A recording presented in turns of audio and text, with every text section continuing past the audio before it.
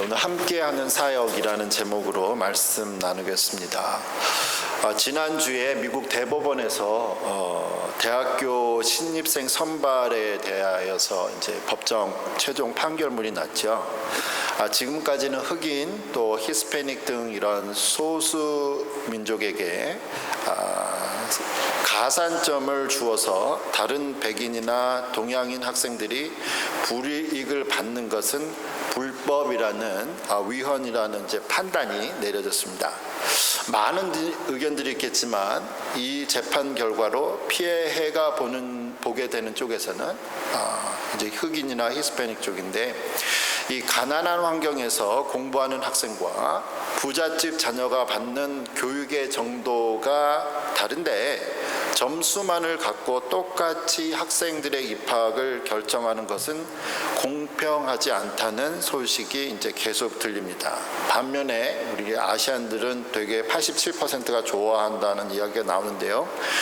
입학 정원은 제한이 되어 있고 그 학교에 가고 싶은 사람은 많다 보니까 공평과 정의를 외치는 가운데 내려진 결정들은 사실 모든 사람들을 다 만족시킬 수가 없습니다. 오늘 성경 본문에서 우리는 이 은혜롭고 평화로운 초대 교회의 분쟁이 일어난 사건을 읽었습니다. 초대 교회에서 교인들이 자기들의 소유를 다 팔아서 함께 나누는 공동 생활을 하고 있었죠. 그런데 오늘 사도행전 6장 1절에 보면 이렇게 말합니다. 그때에 제자가 더 많아졌는데, 그 이전에 최소한 7,000명이 다 세례를 받았는데 더 많아졌어요.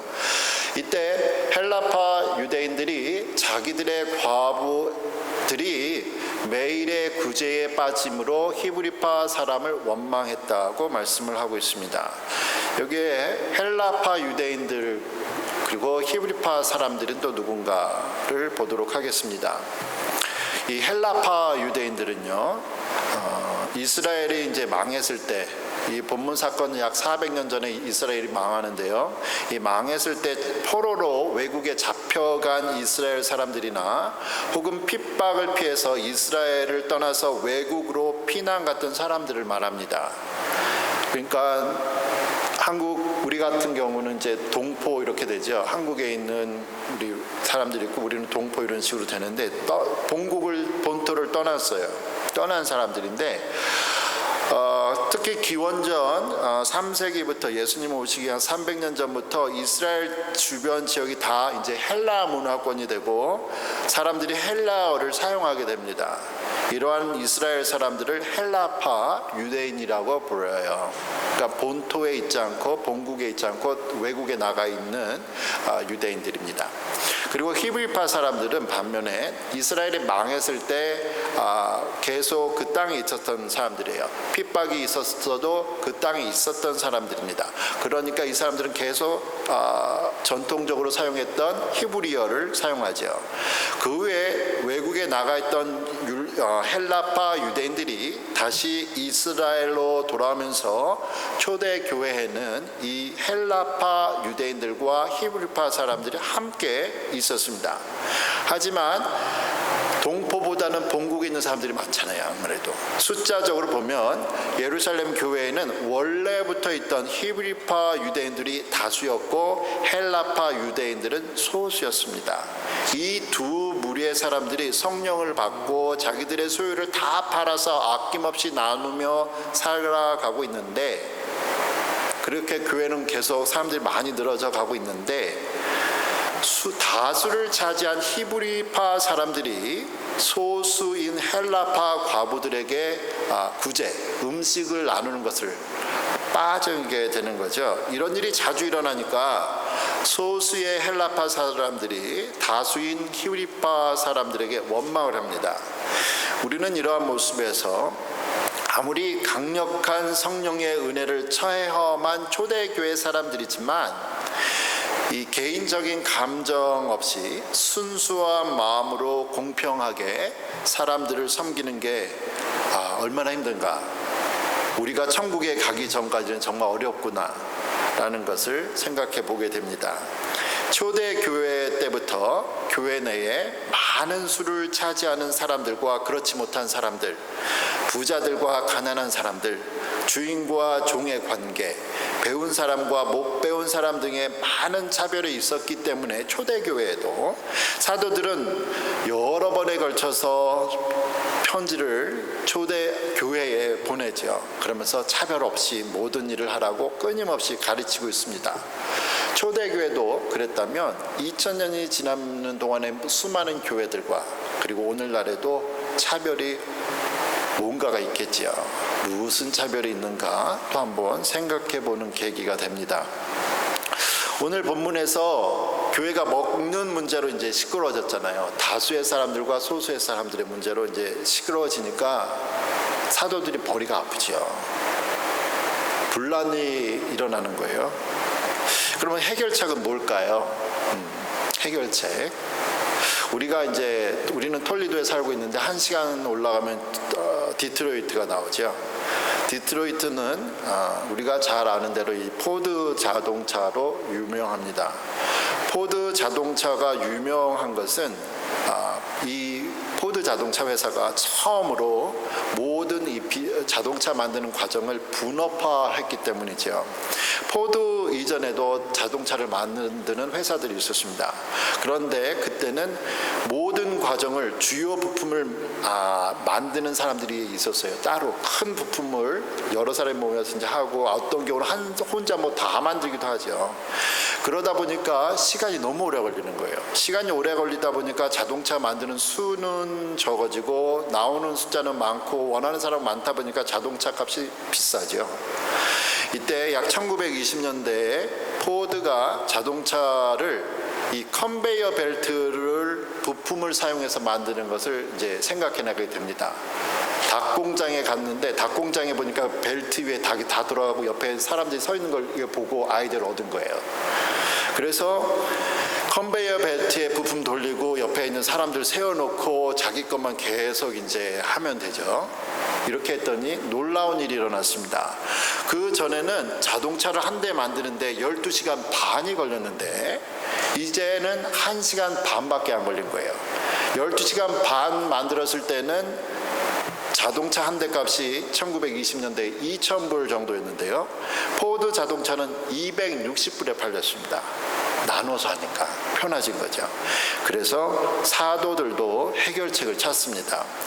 사도행전 6장 2절과 4절에 12사도가 모든 제자를 불러 이르되 우리가 하나님의 말씀을 제쳐놓고 접대를 일삼는 것이 마땅하지 아니하니 형제들아 너희 가운데서 성령과 지혜가 충만하여 칭찬받는 사람 7을 택하라.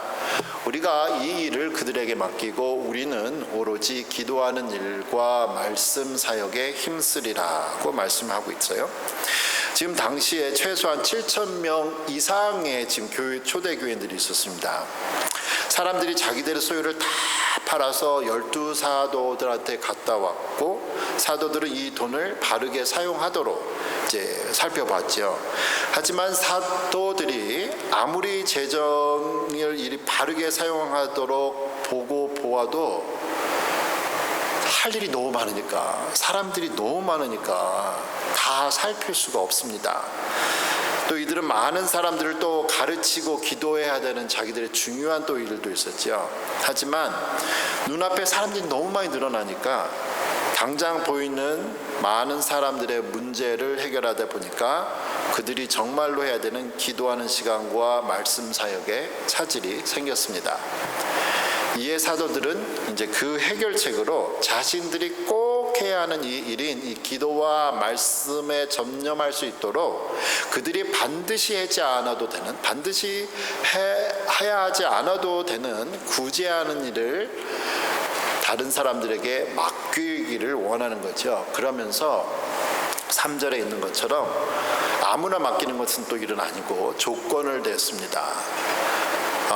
첫 번째 조건은 성령과 또 지혜가 충만한 사람이죠. 그리고 마지막으로 사람들에게 칭찬받는 사람이에요. 이 세 가지 조건을 보면서 성령 충만, 지혜 충만, 그리고 사람들의 칭찬 이런 것을 보면서 눈여겨볼 부분, 마지막 부분, 사람들에게 칭찬받는 사람입니다. 교회에서도요, 많은 사람들이 성령을 경험하고 지혜로울 수 있습니다. 하지만 성령을 경험하고 지혜로운 사람이라고 해서 다 사람들에게 칭찬을 받는 건 아니에요. 왜냐하면 오늘 사건의 이 문제가 일어났던 이 오늘 사건 속에서도 성령을 경험하지 못한 사람들 때문에 교회에서 차별이 있던 게 아니었습니다. 성령을 받았고 구원을 받았지만 성령님에게 순종하지 않고 나와 같은 우리 히브리파 사람을 먼저 챙기려고 하다 보는 이런 미성숙한 행동으로 문제가 생겼습니다. 그래서 사도들은 교회의 지도자들을 세울 때 당연히 성령 있는 사람, 지혜가 있는 사람 봐야겠지만 사람들에게 칭찬받는 사람 꼭 보라고 말을 하고 있습니다. 이렇게 사도들이 많은 일을 하다가 중요한 일을 못하게 되자 이제 드디어 다른 사람들을 불러서 일을 분업하죠. 자기들이 할 일과 다른 사람들이 할 일을 나누는 것은 이 사도행전에 처음 일어난 사건이 아닙니다. 구약 성경의 모세 때도 그랬어요. 모세가 이집트에서 나올 때 남자만 200만 명을 데리고 나왔습니다. 부인과 자녀들 있으면 뭐 걷잡을 수 없겠죠. 남자만 200만 명이에요. 이 사람들 데리고 광야 생활을 했습니다. 사람들이 무슨 문제가 생기죠. 그러면 생길 때마다 지도자인 모세에게 나와서 200만 명이 무슨 일이 생겨도 매일같이 생기는데요. 근데 지도자는 한 사람이에요. 재판관은 모세 한 사람이었습니다. 모세는 하루 종일 사람들의 이야기를 듣고 아침부터 저녁까지 재판을 해요.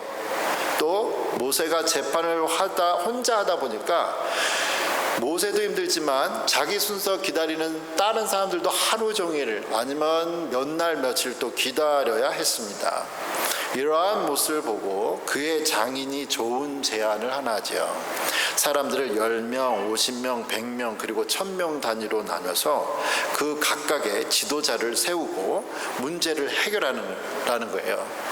10명의 지도자가 내린 결과에 만족하지 못하면 10명이 속한 이 50명의 지도자에게 문제를 가져오고 이 사람이 내린 것도 만족하지 못하면 100명의 지도자에게 또 가고 그것도 안 되면 1000명, 그러니까 1심, 2심, 3심, 4심 4번 재판하면 어느 정도 해결되고 그것도 안 되면 이제 모세에게 오니까 다 좋은 거죠. 이때 모세의 장인이 이 사람은 이스라엘 사람, 히브리 사람이 아닙니다. 이 사람은 외국인이에요. 이방인인데 이 사람이 조건을 내려요. 어떤 사람을 지도자로 세울 것인가. 출애굽기 18장 21절에 이렇게 이야기를 하고 있습니다. 출애굽기 18장 21절에 보면 이렇게 이야기하는데요. 너는 또 온 백성 가운데서 능력 있는 사람들 곧 하나님을 두려워하며 진실하며 불의한 이익을 미워하는 자를 살펴서 백성 위에 이제 지도자를 세워라고 말씀을 하는 거예요. 지도자의 조건은 아까 사도행전처럼 성령이 충만한 사람, 하나님을 두려워하는 사람, 능력이 있는 사람이 있어요. 진실한 사람. 그러면서 여기서는 불의한 이익을 미워하는 자라고 이야기를 하고 있습니다. 사도행전에서는 사람들에게 칭찬받는 사람이라고 했는데 출애굽기에서는 불의한 이익을 미워하는 자로 두고 있지요. 사람이 하나님을 두려워하는 사람인지 그렇지 않은 사람인지를 아는 방법 중에 하나를 여기서는 불의한 이익을 취하는 사람이 재물을 어떠한 방법으로 모으는지를 보면은 그 사람이 정말 하나님을 두려워하는 사람인지를 알 수 있다라는 거죠. 이러한 사람들은 좋은 소문이 나게 되어 있습니다. 착하다, 참 좋은 사람, 똑같은 사도행전에서의 세 번째 조건과 똑같지요. 이처럼 교회의 지도자들은 이 세상의 지도자들을 세울 때에 단순히 시험 점수가 아니라 사람들 사이에 이 인정받는 좋은 사람이어야 했습니다. 이렇게 사도들이 내온 조건을 가지고 이제 7사람이 선출됩니다. 선출된 사람들의 이름을 사도행전 7장 5절에서 보도록 하겠습니다.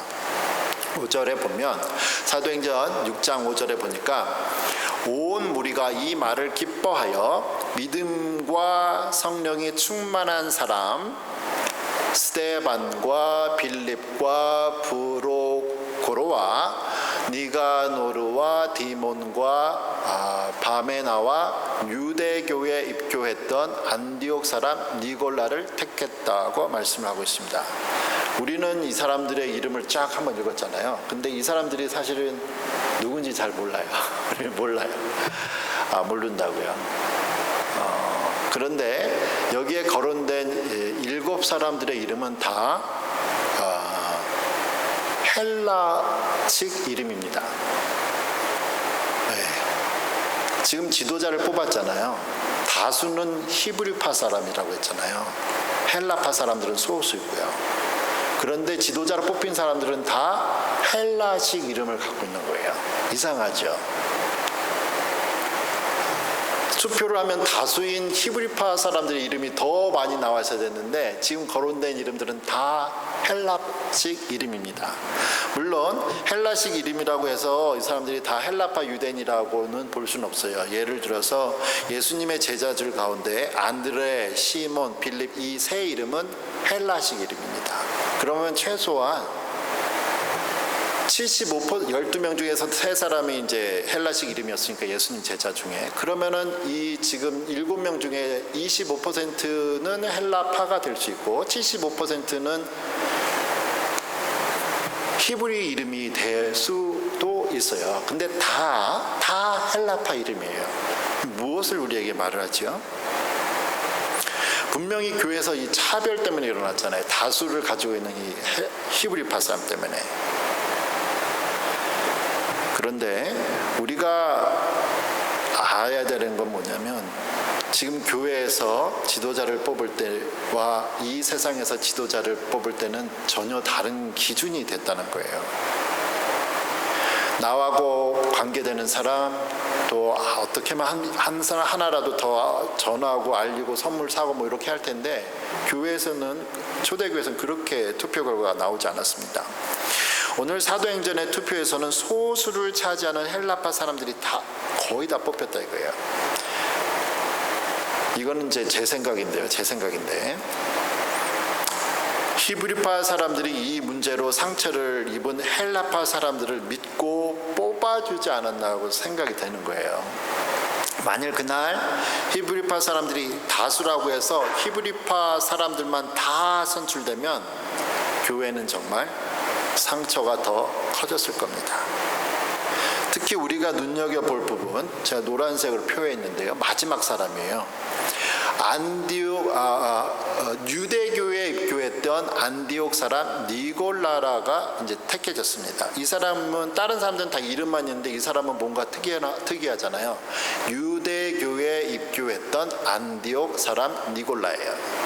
안디옥은, 여기서 거론된 이 안디옥 지방은 이스라엘 땅이 아닙니다. 이스라엘의 북쪽 외국 땅이에요. 외국인이에요. 그리고 이 사람 유대교에 입교했대요. 이게 뭐예요? 이 사람은 태생이 전통적으로 자기네 할아버지 할머니 쭉쭉 올라가서부터 유대인이 아니었어요. 안디옥 이방 지역에 살고 있는 이방인이 그곳에 흩어져 있는 다른 유대인들의 삶을 보면서 여호와 하나님, 이스라엘 하나님이 진짜 하나님이구나 하고 유대교로 개종을 했어요. 그러다가 이 사람이 그 안에서 이제 예수님을 만나게 되고 예수님의 복음을 듣고 이 사람이 기독교인이 되지요. 그러니까 다른 사람들은 그나마 그들의 혈통이 헬라파 유대인한 것처럼 유대인이에요. 근데 이 사람은 안디옥 사람 니골라는 이방인이었어요. 그럼에도 이 사람이 교회를 대표하는 7사람에 뽑혔습니다. 선출됐죠. 이 사건은 초대교회가 얼마나 지도자를 세울 때에 약자를 위해서 했는지를 알 수가 있습니다. 오늘 사건에서 초대교회는 더 어려움을 빠질 수도 있는 이 선거 결과였었는데 다수의 이 히브리파 유대인들이 자신들의 권리를 포기하고 오히려 소수의 약했던 사람들을 세워줌으로 더 부흥할 수 있는 계기가 되었습니다. 더 놀라운 것은 이 7명의 이름 가운데 오직 스데반과 빌립을 빼고는 7명 가운데 스데반과 빌립, 제일 앞에 거론된 스데반과 빌립 빼고는 다른 5명은 무슨 일을 했는지가 성경에 기록이 되어 있지 않습니다. 이들은 사람들이 알아주던 그렇지 않던 자기들의 자리에서 지도자의 일을 묵묵히 그들의 사명을 감당했지요. 오늘 사건을 보면서 이 땅의 교회는 언제든지 무슨 시끄러운 문제가 있을 수 있음을 보았습니다. 또 교회는 혼자 모든 일을 다 하는 곳이 아니라 할 수도 없고 여러 사람이 자기의 재능을 따라 일을 나누어 하는 곳을 보았습니다. 그리고 이렇게 선출된 사람들은 묵묵히 자신의 일을 할 때 교회가 더욱 성숙해 가는 모습을 보았습니다. 이러한 교훈을 통해 우리의 몸된 교회, 이 땅의 모든 교회, 그리고 우리가 섬기는 한미언약장로교회가 성숙하고 성장하기를 기도합니다. 기도하겠습니다. 살아계신 하나님 아버지, 오늘도 우리에게 은혜를 주시는 하나님 감사합니다.